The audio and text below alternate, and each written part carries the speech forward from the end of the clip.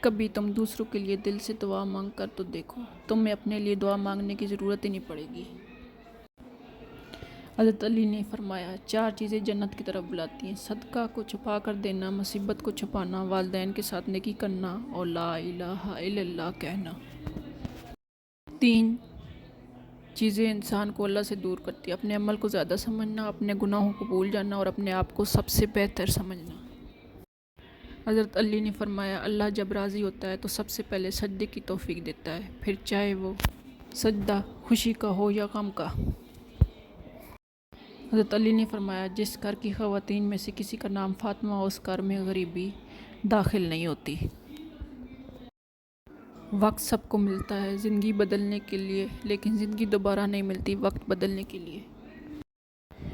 زندگی اتنی مصروف بنا لو کہ دوسروں کی عیب دیکھنے کا وقت ہی نہ ملے۔ انسان گھر بدلتا ہے، لباس بدلتا ہے، رشتے بدلتا ہے، دوست بدلتا ہے، پھر بھی پریشان کیوں رہتا ہے؟ کیونکہ وہ خود کو نہیں بدلتا۔